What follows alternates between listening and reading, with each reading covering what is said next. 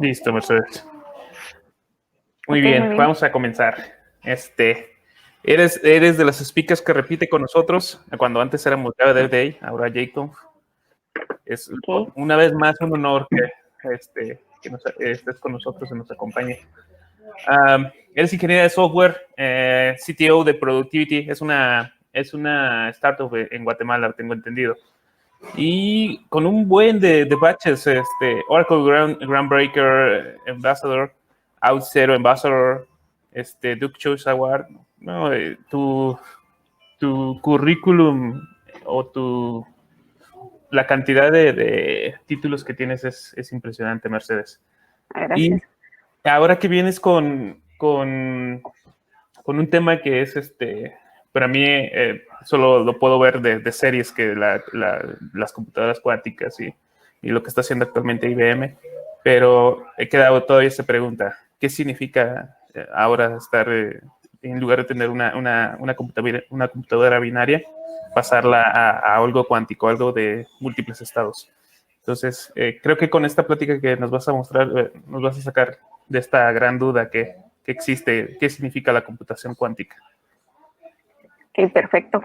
Bueno, entonces vamos a ir arrancando, pero claro. bueno, ahí vamos a tocar justo lo que usted decía de esto de computadoras binarias a computadoras cuánticas, porque no va a ser tan así, ¿no? Pero esta charla es sobre computación cuántica, una breve introducción a qué es realmente, porque ahorita ya como developers deberíamos de empezar a estarle prestando atención a la computación cuántica. Y vamos a empezar con un par de definiciones que yo encontré en unos libros mientras estaba pues leyendo sobre la computación cuántica para tratar de entenderla, porque realmente tú oyes el nombre y es que uno se pega como que un susto con eso, ¿no? Pero en un inicio esto luce muy simple, ¿no? Que es de Eleanor Riffle y Wolfgang Polak, que es un libro del MIT que ellos lanzaron que se llama Quantum Computing, a Gentle Introduction. Y ellos dicen que la computación cuántica realmente es una hermosa combinación de la física cuántica con las ciencias de la computación y la teoría de la información. Y desde aquí todo luce como facilito, ¿no? Es que hicieron ahí una su ensalada de estas cosas. También tengo esta otra definición que es de Johan Voss, que está en su libro de Quantum Computing for Java Developers. De hecho, partes del libro se pueden leer de forma gratuita en la plataforma de Manning.com, de Manning Books. Ahí lo pueden buscar incluso si lo quieren comprar también. No es que yo esté haciendo publicidad, pero es muy bueno el libro. Y él dice que la computación cuántica está basada en la física cuántica, que muchas veces es un misterio asociado a ella, porque la física cuántica no es una parte simple de la física, ¿verdad? Algunos aspectos de la física cuántica son extremadamente difíciles de entender, y ahí es donde empieza ya el susto con el tema de la computación cuántica, ¿no? Porque está asociado a algo que también es un susto en términos de ya estudiar física es algo que hacen muy pocos, pasarse al plano de ser un físico cuántico también es difícil, y muy poquita parte de la población es quien se ha encargado de esto. Entonces, bueno, sí, como ya vemos, es la segunda vez que estoy participando aquí en el JConf. Bueno, esta vez es de forma virtual, ¿verdad? Dado todo lo del COVID, pero el año pasado pues tuve el gusto de viajar a Guadalajara, de comer taquitos ahí para el almuerzo y compartir con la comunidad, pero mi nombre es Mercedes Biz, yo soy de Guatemala.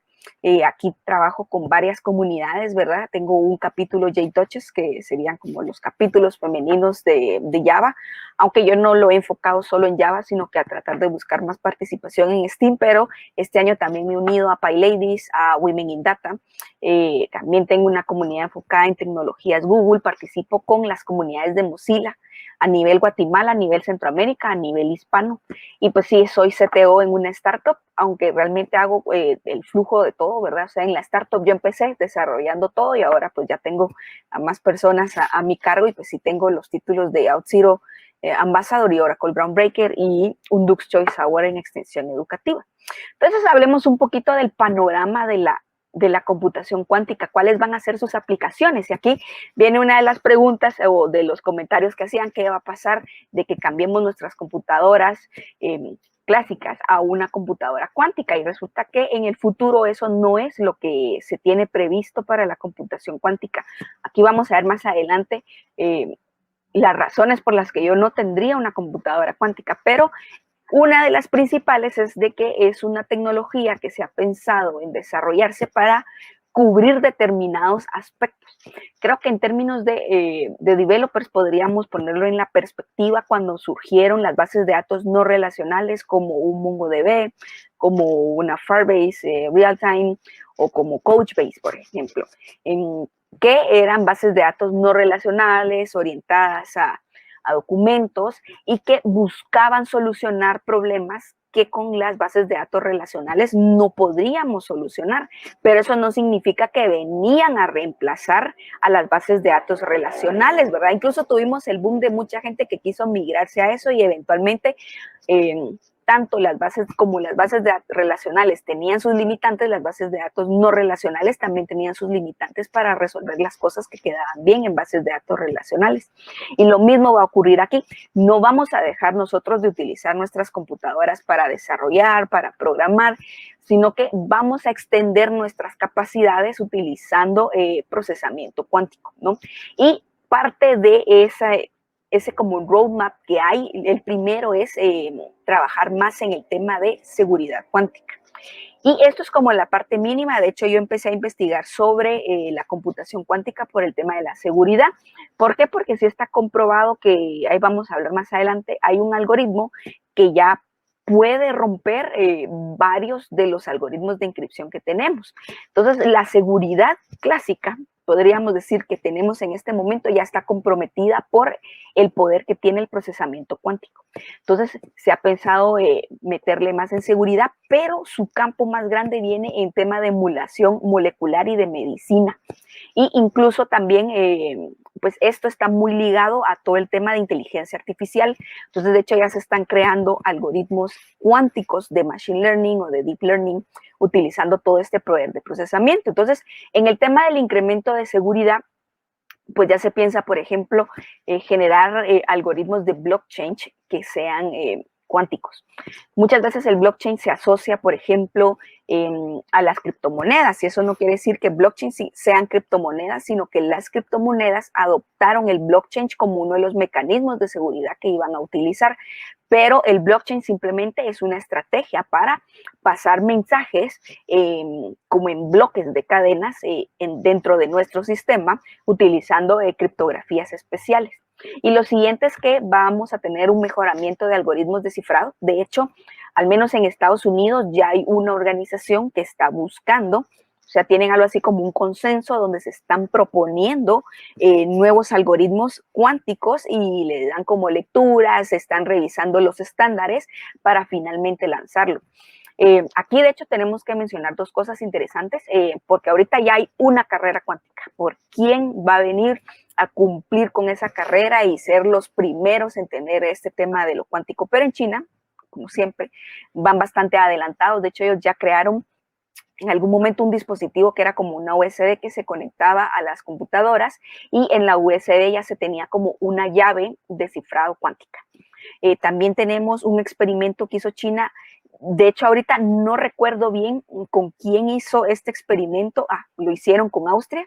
Entonces, China hizo con Austria un experimento donde demostraron que era posible hacer comunicación intercontinentes utilizando cifrado cuántico. Y también en Beijing se hizo una comunicación con un satélite utilizando cifrado cuántico también. Entonces, y estas cosas ocurrieron en el 2018. Entonces ya eso fue hace 2 años que ya hicieron pruebas y demostraron que empezar a utilizar este cifrado cuántico entre nuestros flujos para tener mayor seguridad ya se puede hacer. Luego tenemos otros aspectos en los que va a impactar mucho la computación cuántica, y la primera es en el diseño de drogas supersónicas, ¿verdad? Que aquí estamos hablando, por ejemplo, en el desarrollo de productos farmacéuticos. Por ejemplo, esto muchas veces lo estamos viendo ahora con el COVID, ¿verdad? Que hay que hacer ensayos clínicos, ¿verdad? Eso suele tomar tiempo, suele ser costoso. Entonces, a veces lo que hacen es utilizar inteligencia artificial, por ejemplo, o también está empezando la tendencia a utilizar órganos en chip o hacer ensayos en sílico, que es para ya no utilizar seres humanos, animales o incluso alguna célula para hacer las pruebas, ¿verdad? Incluso aquí podemos hablar hay un ejemplo, hay una empresa que se llama Atomwise que utilizan supercomputadoras. Y entonces ellos lo que hacen es que tienen una base de datos de estructuras moleculares y lo que hacen es probar terapias. También tienen una red neuronal profunda que ellos llaman AtomNet y con ellas lo que hacen es detectar más de 100 millones de compuestos cada día.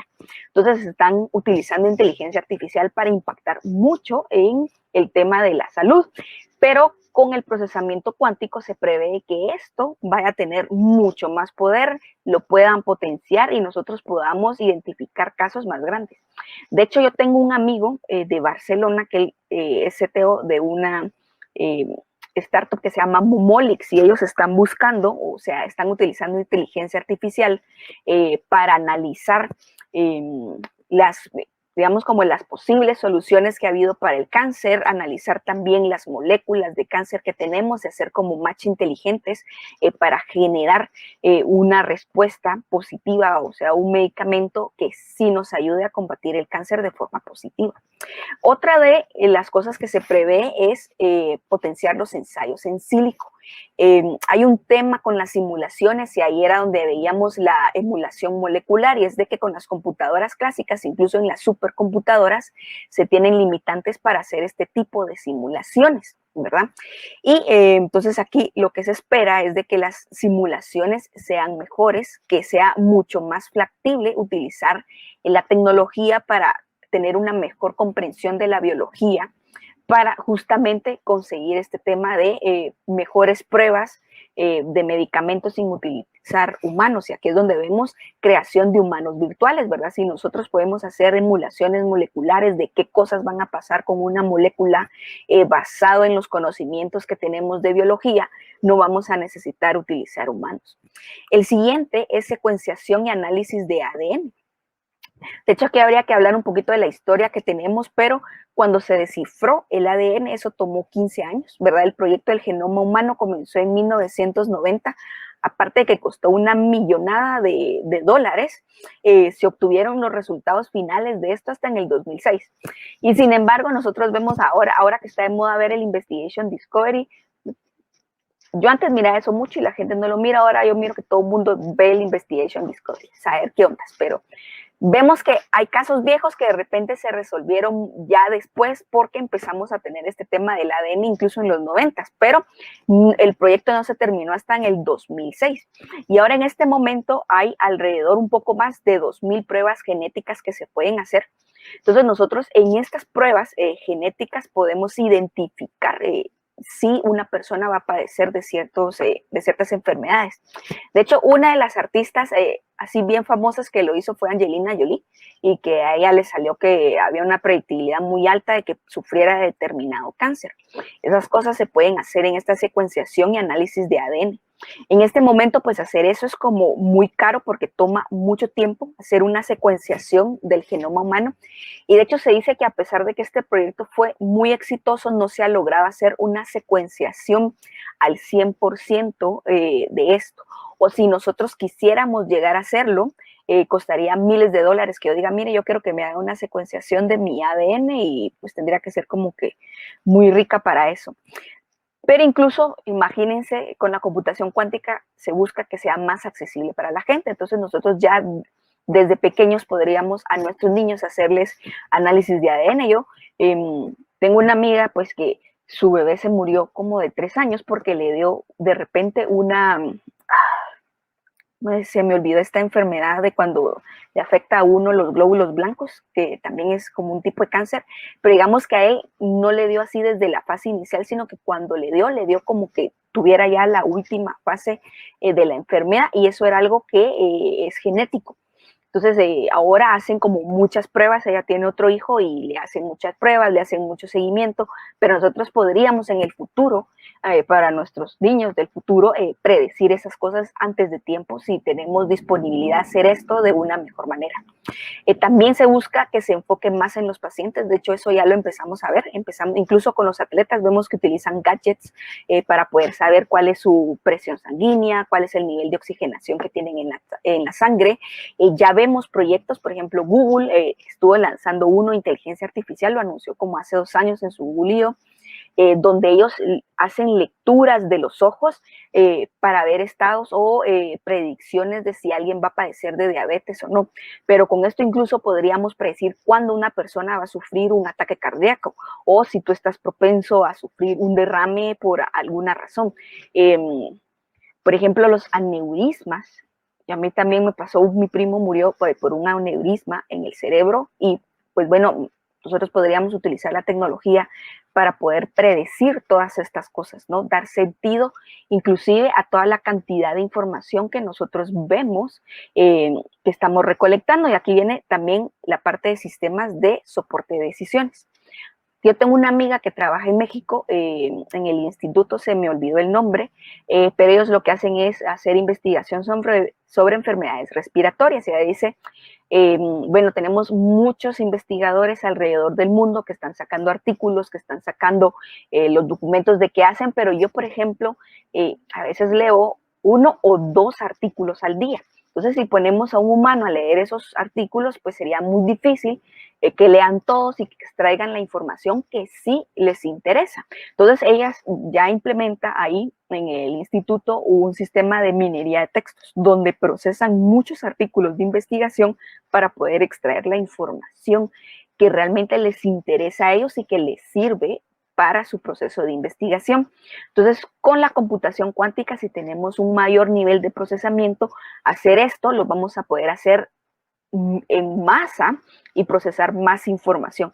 Y eso nos ayudaría a crear sistemas de decisiones mucho más grandes.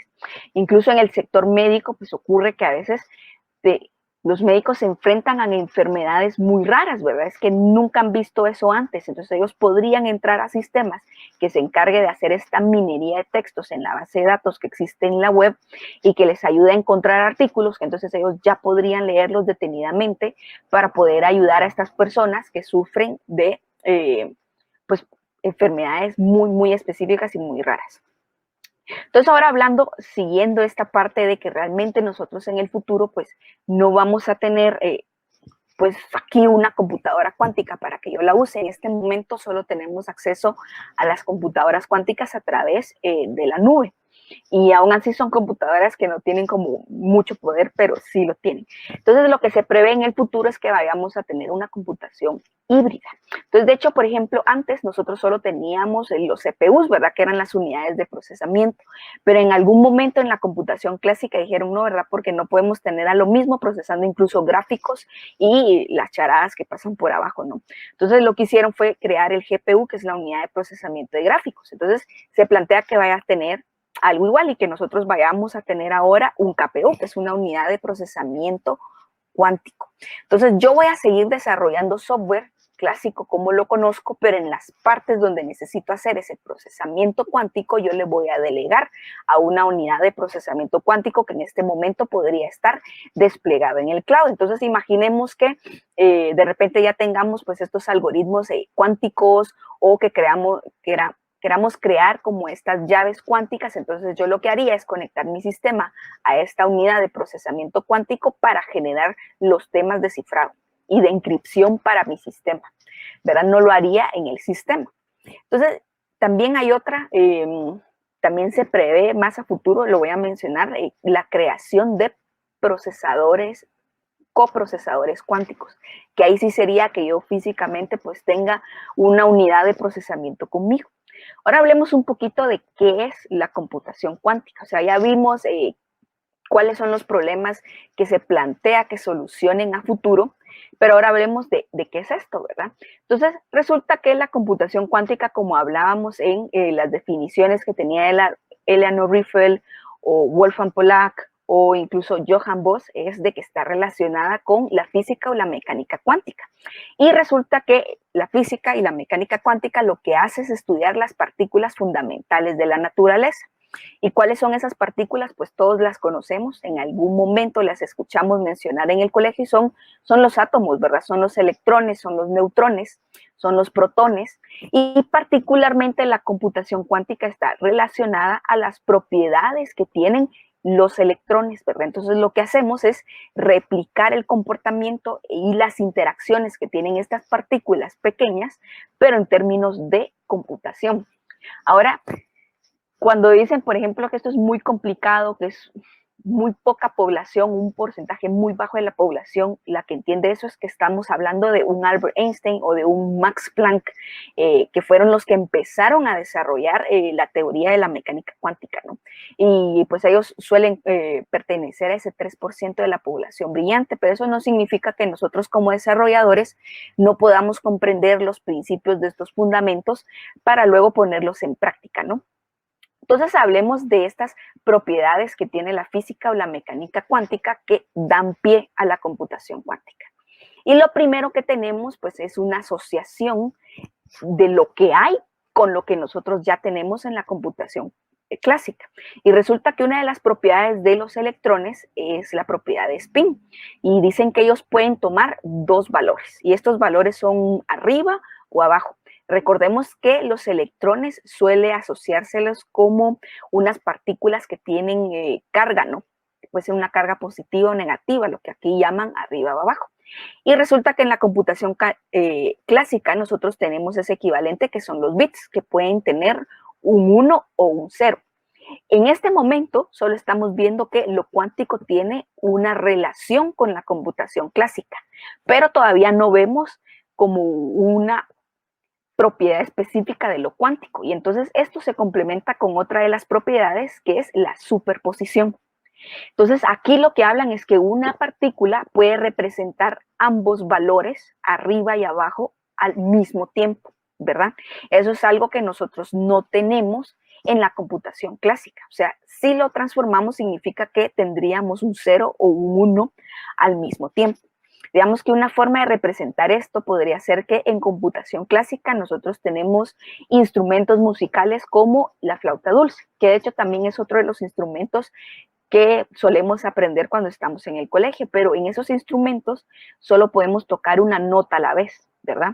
Que sería algo parecido a lo que tenemos con los bits, ¿verdad? Que solo pueden tener un valor a la vez, solo que aquí es solo 0 o 1. Pero yo también tengo otros instrumentos, como la guitarra o como el piano, por ejemplo, que puedo tocar más de una nota a la vez. En ese momento estoy superponiendo notas. Y eso es lo que también se puede hacer aquí con los electrones. Entonces yo podría tener en un mismo electrón las combinaciones de arriba abajo, abajo arriba, arriba arriba o abajo abajo al mismo tiempo. Y si lo transformo a computación en un mismo elemento, voy a tener un 0, 0, un 0, 1, un 1, 0 o un 1, 1, con la propiedad de la superposición. Otra de las propiedades cuánticas que es interesante es la parte del entrelazamiento. Realmente esta se considera como una de las propiedades complicadas que tenemos en lo cuántico porque es un comportamiento contraintuitivo. Porque las partículas lo que hacen es tener un comportamiento en conjunto, actúan en simultáneo, parecen espejos. De hecho, cuando Albert Einstein descubrió el entrelazamiento, él dijo que era una propiedad escalofriante a distancia, porque no importa si las partículas están juntas o están sumamente separadas, ellas siempre se van a comportar de la misma forma. Yo creo que ahora con el avance de la tecnología y muchas cosas que tenemos, podemos utilizar ejemplos y uno son los umpalumpas que salen en la película de Willy Wonka, más la versión más moderna, ¿no? Pero resulta ahí que pues uno de los niños cometía algo, les pasaba algo y de repente todos los umpalumpas salían a hacer una dinámica igualita y cantaban igual y todo el mundo decía, pero ¿qué le pasa? O sea, ¿cómo lo planearon? ¿Qué les pasó? Algo así es el entrelazamiento cuántico. Vemos partículas que están haciendo lo mismo al mismo tiempo, no es como que lo que hace uno lo imita el otro, sino que lo hacen al mismo tiempo. Y se cree que el entrelazamiento va a ser también uno de los secretos en el poder de procesamiento que va a tener la computación cuántica en el tema de inteligencia artificial. Y bueno, por último, entre las propiedades hay otra cosa, que es la de coherencia cuántica. Incluso la física cuántica no suele ser un estado natural de las partículas fundamentales. De hecho, los científicos lo que hacen es utilizar rayos como para influenciar a las partículas y hacerlas que tengan un estado cuántico. Entonces, en la computación cuántica, pues obviamente también se está haciendo lo mismo. Y la de coherencia cuántica es cuando nosotros perdemos estos estados cuánticos y se regresa a un estado físico, ¿verdad? Clásico de las partículas o de la computación. Entonces, esto es un problema, especialmente si yo en un momento dado estoy ejecutando un algoritmo cuántico en una de estas computadoras y se me cae el estado cuántico, pues perdí todo el poder de procesamiento. Aquí tal vez haya gente conectada así ya muy joven, pero esto es como cuando uno se descargaba aquellos torrents o aquellos RARs que eran como 25, 50 RARs para un videojuego y que de repente uno iba ya por el número 20 y se le cagaba la descarga uno en el 99%, eso era como que muy triste, ¿no? Porque se te corrompía ese RAR, o a veces no se te descargaba bien un RAR y te decías que tal RAR está corrupto y esto ya no funcionó, algo así es, ¿verdad? Se te cae el estado cuántico y se te cayó todo tu procesamiento. Entonces a eso se le llama de coherencia cuántica. Esto se da, y vamos a ver un poquito adelante de eso, por la interferencia cuántica, ¿no? Entonces eso es algo contra lo que los científicos tienen que luchar mucho. Entonces ya vimos que tenemos ciertas propiedades, ¿verdad? El spin, la superposición y el entrelazamiento cuántico. Entonces, la combinación del spin y de la superposición nos lleva a la unidad de procesamiento cuántico que aquí se le llama qubit. Entonces, lo primero es emular esta propiedad del spin. Lo que vemos aquí es una gráfica de la esfera de Volch, que es la esfera con la que se representa a los qubits o a estas partículas con la propiedad del spin e incluso la propiedad de la superposición, ¿verdad? Entonces, aquí se puede tener ambos estados, que es arriba, abajo, e incluso es tridimensional, le podemos cambiar las cosas. Eso ahorita no lo vamos a explicar mucho, yo creo que en esta charla no da para eso. Pero ahora vemos un poquito ese procesamiento cuántico. Bueno, ya vimos que vamos a tener ahora pues unidades de procesamiento de los bits. Vamos a tener qubits con propiedades especiales, que sería la superposición, poder tener dos estados al mismo tiempo. Pero, ¿qué beneficios da esto? Entonces, aquí hay un ejemplo. De hecho, este es uno de los algoritmos como pilares que tiene la computación cuántica, pero es la de factorización de enteros. De hecho, este es un algoritmo que se utiliza, también es fundamental en los algoritmos de criptografía. Y lo que se hace aquí es de que se tiene un número entero y ese número entero se divide dentro de dos enteros primos que multiplicados entre ellos dan el primer número. Ahora hay que entender algo, y es de que nosotros en computación, o ahora en el desarrollo de software, más bien dicho, solemos utilizar lenguajes de alto nivel. O sea, nosotros ya no programamos sitios web en Assembler, ¿no? Como hacía, bueno, yo todavía llevé un curso de Assembler en la universidad. Creo que ahora hay quienes no llevan de eso, si mucho llevan C. De hecho, en C todavía uno se preocupa como de la cantidad de bits que va a ocupar una variable, y eso, mucha gente que utiliza ya los algoritmos de alto nivel no sabe ni siquiera que un entero es de 32 bits, o cuál es la diferencia entre un entero o por ejemplo, un float o un double, nada de eso, solo saben que hay unos que tienen punto flotante y otros que no. Si uno incluso tiene los otros tipos de datos como guardar un bit y eso, pero no saben cuál es la diferencia de bits entre unos y otros. Pero entonces aquí cuando nosotros vamos a hacer la factorización de un entero y lo procesamos, realmente a nivel de la lógica de la computadora se van a procesar los bits que tiene ese número.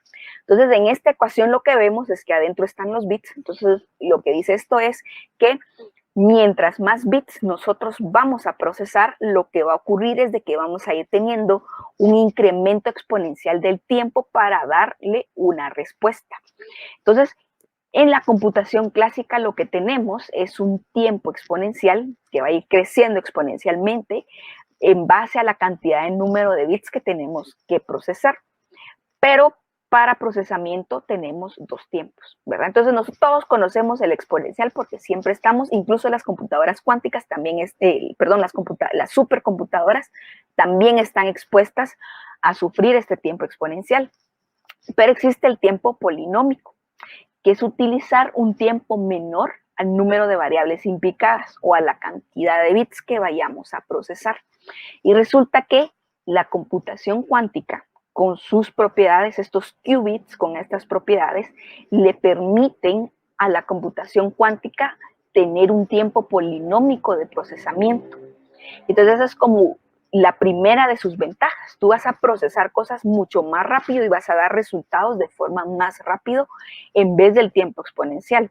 Tal vez les ha pasado, pero a mí me acaba de ocurrir que nosotros utilizábamos una librería de Excel y de repente resultó que la librería, pues cuando empezábamos a tener ya 5,000 registros para arriba, se le empezaba a ir el tiempo. O sea, habían veces que procesábamos 40,000 registros ahí y esa cosa se quedaba prendida ahí una hora. Entonces dijimos, no hay que ver qué rayos hacemos con esto. Entonces cambiamos otras librerías, no voy a decir cuáles usábamos y cuáles usamos ahora, pero ahora, miren, es que esa cosa no tarda más de 9 minutos en descargarse, una cosa que tenga miles de registros versus la que teníamos antes. Y algo así es esto, ¿verdad? Es como el tiempo exponencial es esa librería que se tarda tiempos ridículos y la nueva es el tiempo polinómico, ¿verdad? De darse menos tiempo versus la cantidad de cosas que tenemos.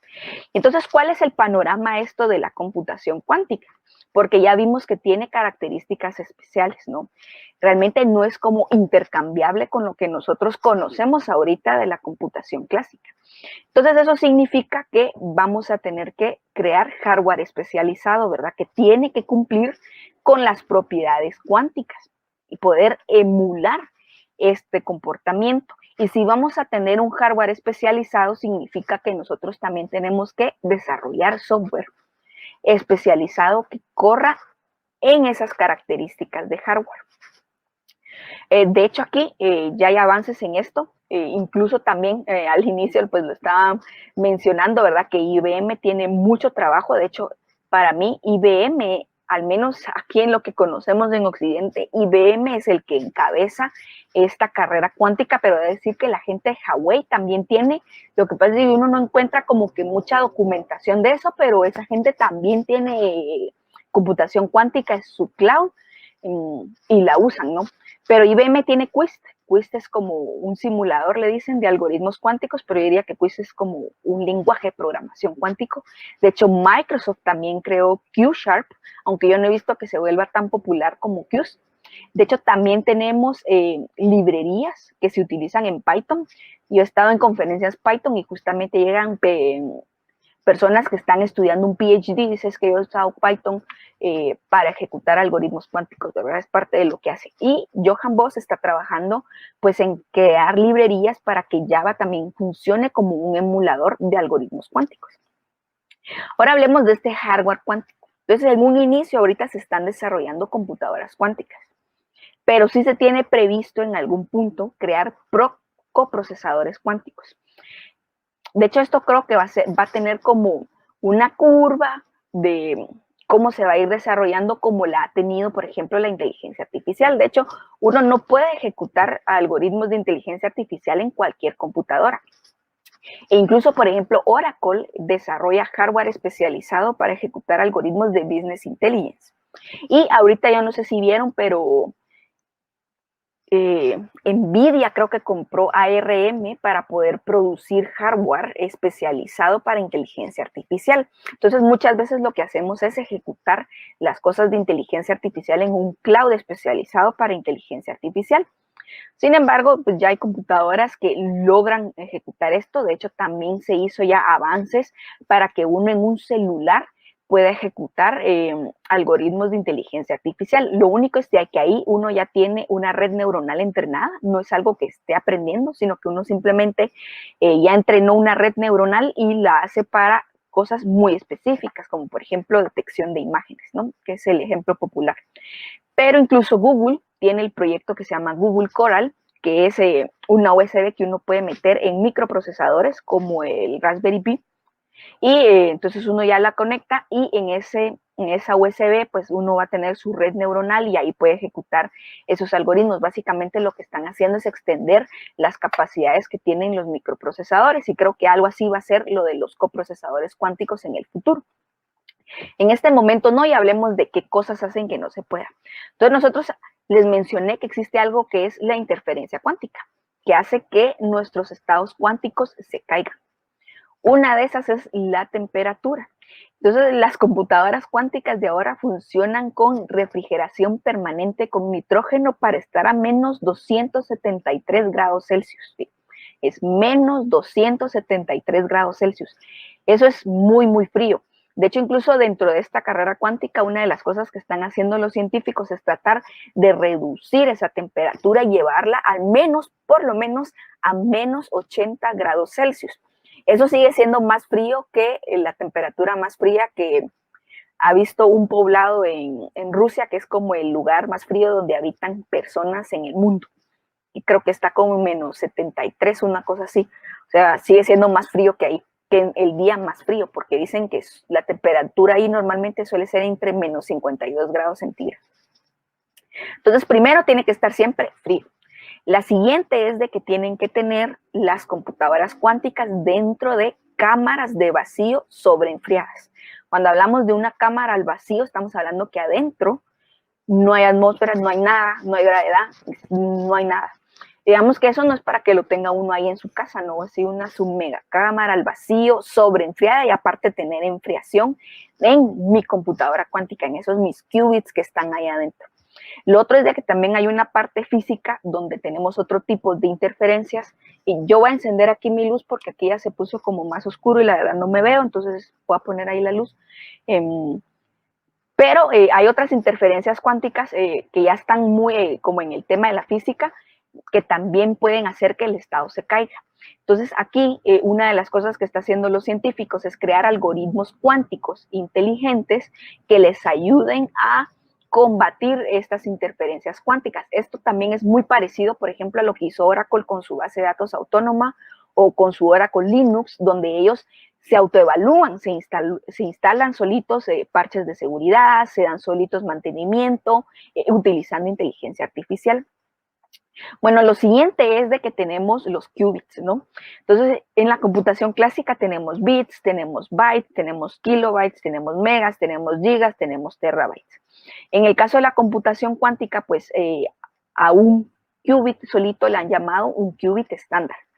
Y también ahorita la hipótesis que hay es de que para poder mantener este estado cuántico necesitan agregarle más qubits a una computadora. O sea, se han dado cuenta que mientras más qubits tenga una computadora, más estable va a ser su comportamiento. Entonces a esos qubits solitos les han llamado el qubit estándar, y a un grupo de qubits estándar le llaman qubits lógicos.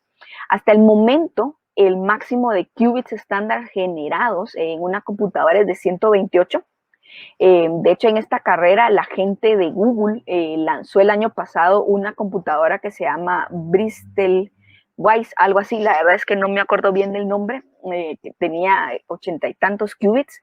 De hecho, IBM ahorita está tratando de hacer una computadora que llegue a tener 1000 qubits estándar.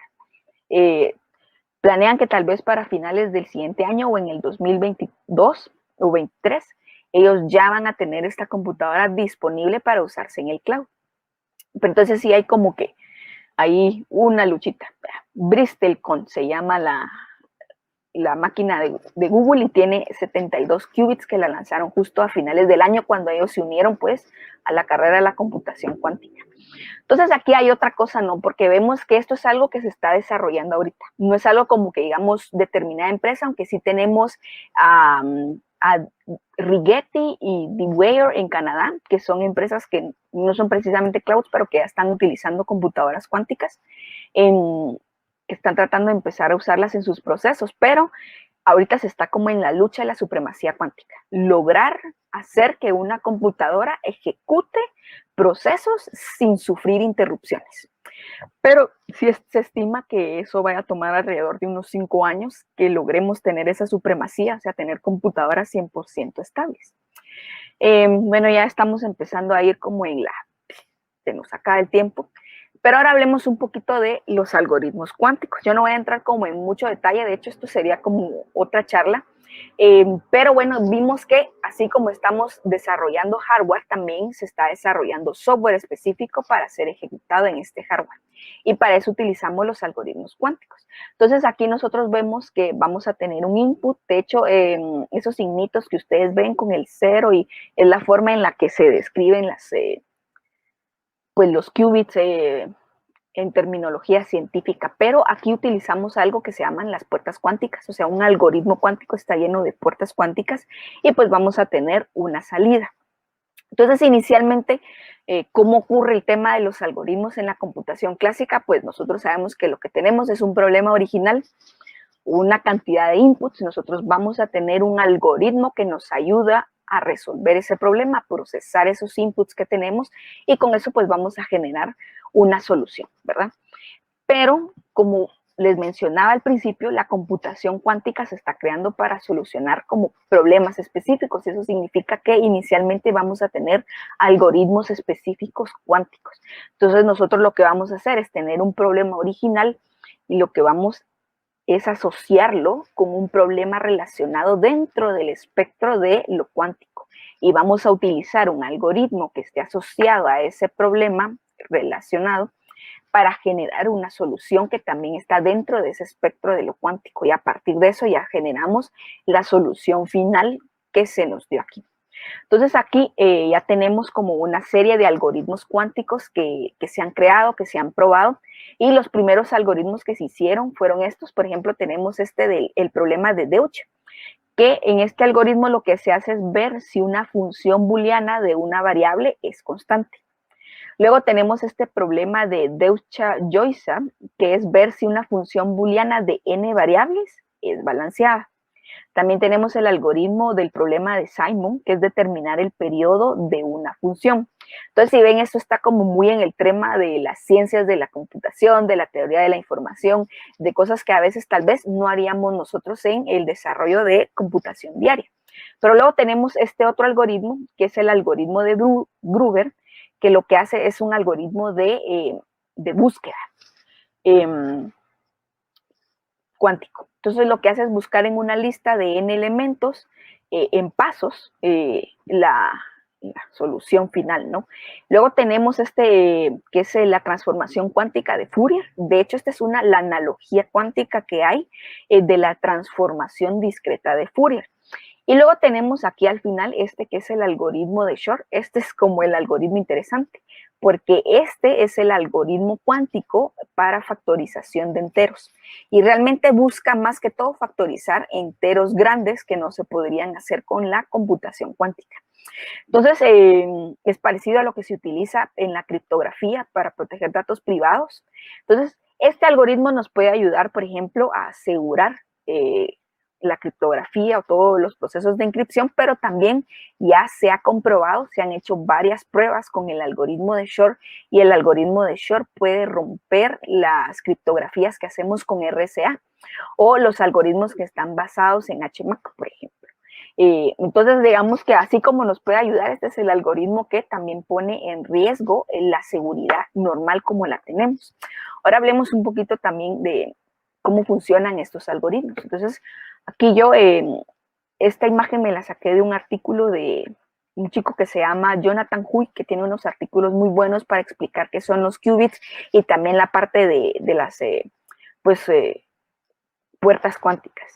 Entonces aquí nosotros lo que vemos es a nivel como de circuitos o de puertas lógicas, cómo sería un procesamiento del AND entre varios bits, que al final es lo que realmente pasa a nivel de hardware en una computadora. Y resulta que en la computación cuántica tenemos lo mismo, tenemos estos circuitos cuánticos, pero están basados en puertas cuánticas. Entonces, una puerta cuántica, bueno, aquí vamos a hablar de otra cosa, pero ya vimos que existen los qubits, ¿verdad? Que son los que tienen un spin y una superposición. Luego de los qubits tenemos los registros cuánticos, y los registros cuánticos son como una agrupación de esos qubits que se representa en matrices, ¿no? Como matemáticamente. Y luego tenemos las puertas cuánticas. Las puertas cuánticas lo que hacen es manipular los qubits que hay dentro de un registro cuántico. Y tenemos puertas que pueden, o sea, las puertas pueden afectar a 1, a 2 o a 3 qubits de forma simultánea, ¿verdad? Entonces, hay veces hay puertas que solo afectan a un qubit, y hay, por ejemplo, aquí en este diagrama tenemos una puerta que también afecta a 2 qubits, ¿verdad? Tenemos como nuestros inputs y cómo van a ir pasando en ese diagrama. Entonces, para ir finalizando, vamos a hablar un poquito de las puertas que tenemos, y aquí es donde ya empieza a aparecer esa parte de la teoría de la información y computer science ya de forma como más fuerte, pero tenemos varias puertas. La primera es la de Hadamard. Esta es una puerta que solo puede afectar a un qubit. Luego tenemos las puertas de Pauli. Entonces, sí se recuerdan que les dije cuando les mostré el qubit que tenemos esa esfera de Volch, porque los qubits se representan tridimensionalmente hacia dónde va a estar redireccionado, si van a tener solo un valor que es arriba o abajo, o en la tridimensionalidad, cuál es la otra combinación de valores que van a tener cuando tienen estados simultáneos. Entonces, realmente las puertas de Pauli están basadas en las matrices de Pauli que nosotros estudiamos en álgebra lineal, si es que estudiamos álgebra lineal, pero justamente las matrices lo que hacen es representar los ejes de X, Y, Z, y eso es lo mismo que se hace aquí. Entonces, con estas matrices nosotros representamos o decimos qué operaciones vamos a hacer con las puertas con nuestros qubits para cambiarles los valores que van a tener. Y también tenemos las fases de shift que tienen otro tipo de puertas, que es la S-gate, la T-gate, y también una puerta de las fases, ¿no?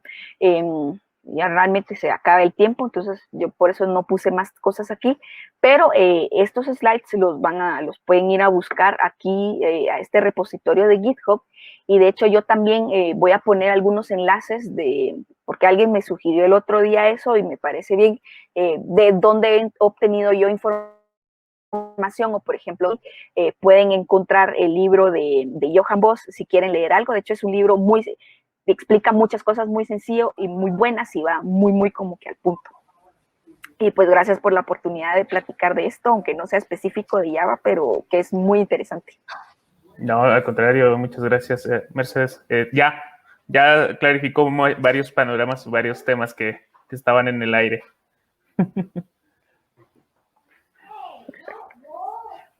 Bueno, cualquier pregunta que tengan para Mercedes, Pillanos aquí nos proporciona sus redes sociales, junto con su GitHub, donde pueden ver algunas de estas presentaciones también que ha hecho, y algunos ejemplos. Mercedes, pues una vez más, muchísimas gracias. El segundo año consecutivo que nos acompañas, y esperemos que el próximo año, así, si no, pues te veo en alguna de las comps de cualquier otro lado. Cabal, en algún lado nos topamos. Claro, y es un gusto siempre verte. Cabal, un gusto para mí también, y pues muchas gracias por aceptar y por sintonizar y por escuchar, y espero que les haya gustado muchísimo. Claro que sí, mucho. Gracias, Mercedes. Chao. Chao.